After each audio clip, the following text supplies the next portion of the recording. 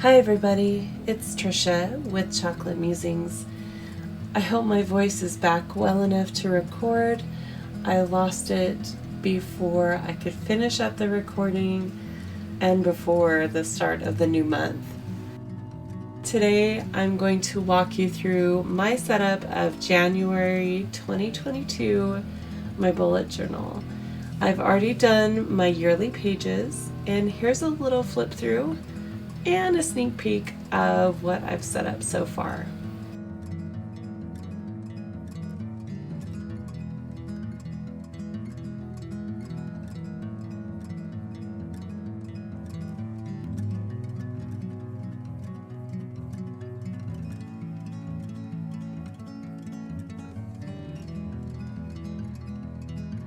My theme for January was inspired by this welcome page. The octopus tentacles reaching from the side. I don't know why I thought of it, but it was like something was coming, and just because of what we've gone through the past couple of years. Immediately when I thought of this, I heard the song in my head by The Weeknd, I Feel It Coming. And that's what it feels like. Something is on the way. I just hope it's good. Before I start painting anything in my book, I'll pencil it in the page layouts.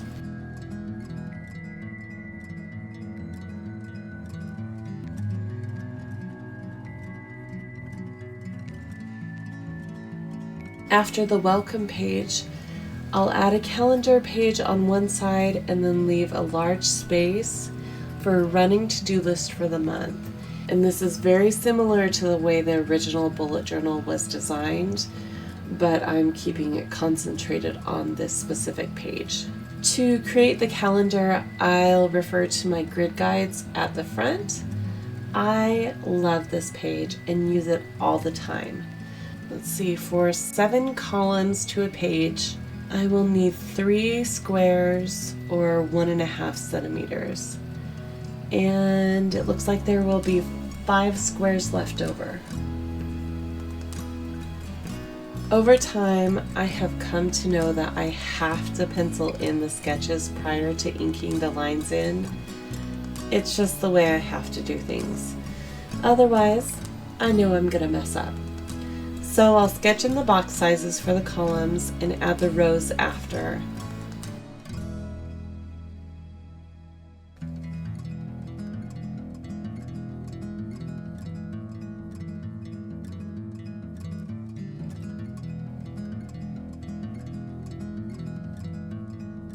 I always have to refer to a calendar and pencil in the start date of the week.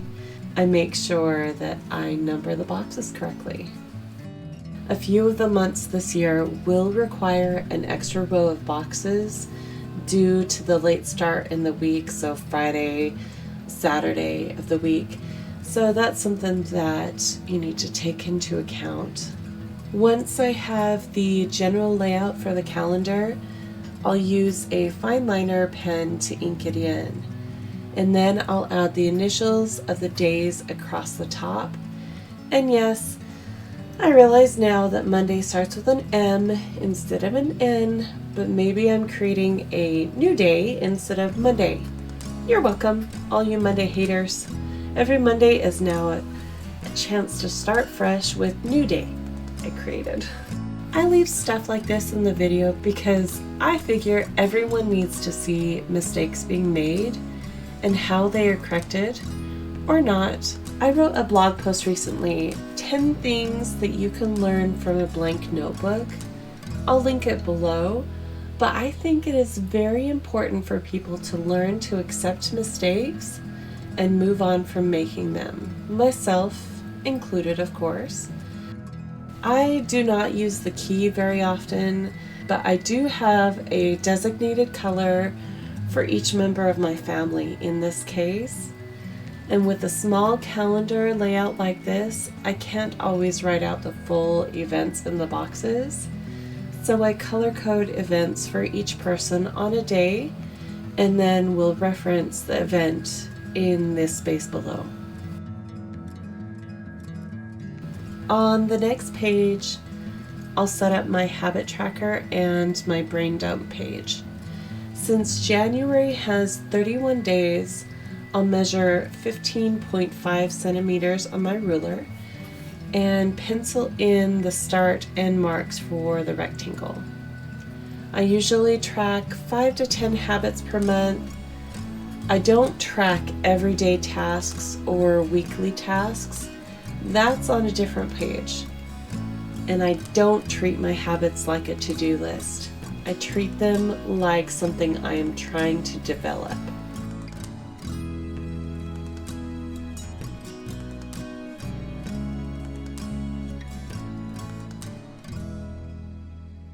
I don't know why I insisted on writing all the numbers this time. I have stickers that make this job easier, but you know, every once in a while you gotta change it up. I think I'll decide on my habits once I write down my goals for the month, and that way they are in alignment with each other.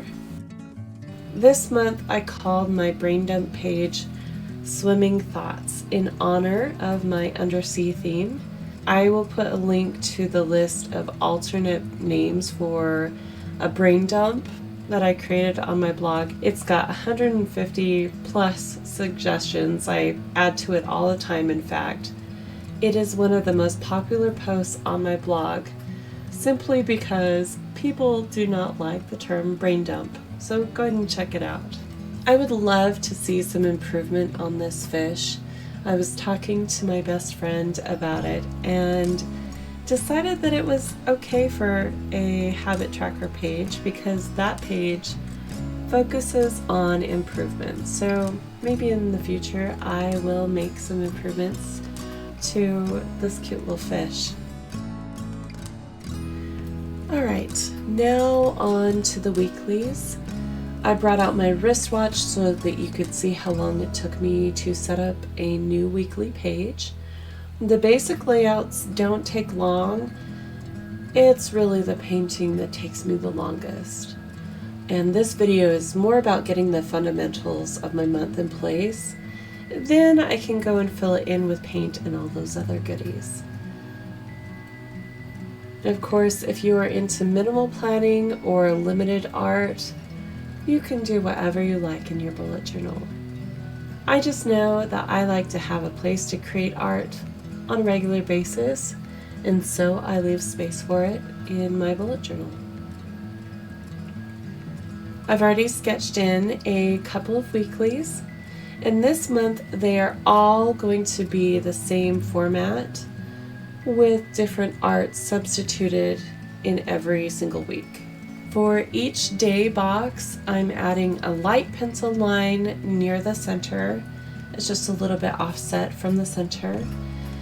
And then I will be focusing on my top 3 tasks for the day at the top of the box, and below that I'll jot down any appointments, and below the pencil line will be day-specific to-do lists. If you like the painting process parts of the layouts, I will do all of those in separate videos. I figure those could be fun to share separately.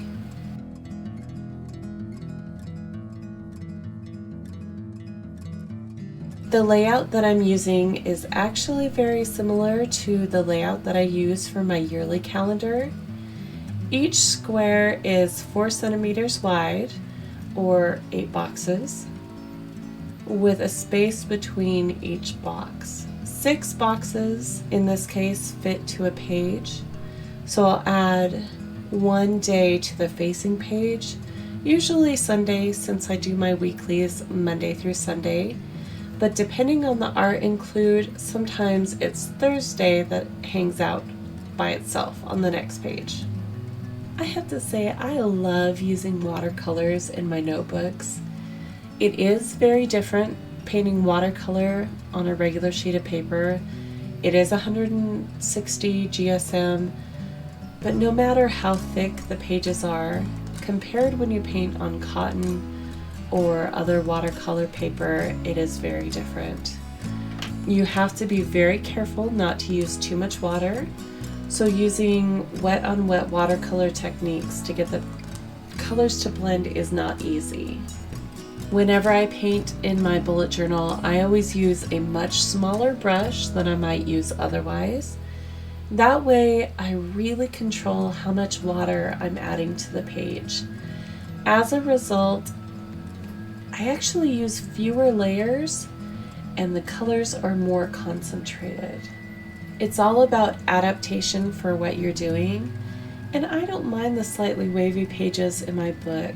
I love looking back at what I've created and how it all married into my life for that month or for that season. I used quite a bit of masking fluid this month to block off areas that I wanted to keep white. Once the painting is completely dry, I'll remove those bits of masking fluid. The page beneath will be preserved in white, and I love this little trick.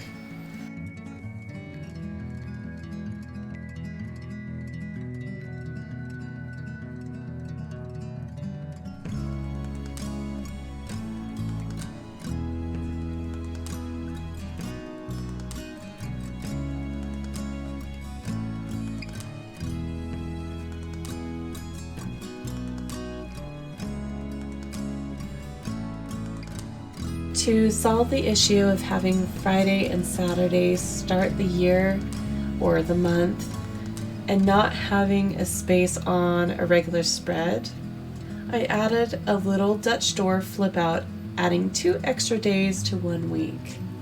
I got the piece of dot grid paper sketched out in the outline of the 2 days, and then I used some clear tape to adhere the flip out page in my notebook. Here's a little preview of the first week in use, since I am a little late getting out this video. The last couple of years were kind of hit and miss for me. I made it strong all the way through September 2020, and then I kind of fell apart with consistency and using my bullet journal. All through 2021, it was kind of hit and miss. But here's what I realized, and there's a reason why I've stuck with this unique way of planning for so long. It's been about 5 years. I like it. I can return to it when needed. I can adjust my techniques for the period of life that I'm in right now. Unlike other planners you buy off the shelf, the level of customization is no comparison. And it gives me a chance to create something on a regular basis, which I have learned is something that I need very much in my life.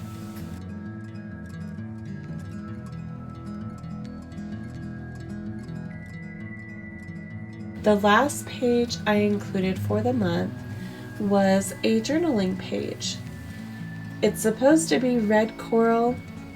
If you squint a little bit, it looks like it.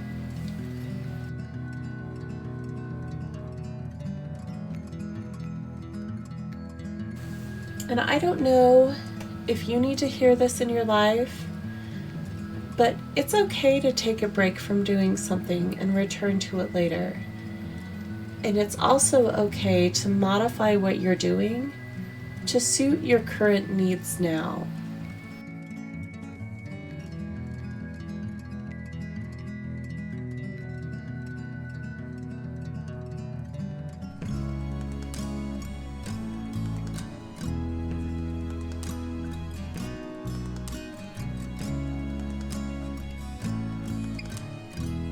I hope you have enjoyed this setup of my bullet journal for January 2022. Let me know what you think in the comments. I will include links to different blog posts and the products in the comments below or in the description below. I hope you have a great start to the year and a great month. And let me know if you found inspiration or what you'd like to see in the future. Bye, everybody. Have a good month.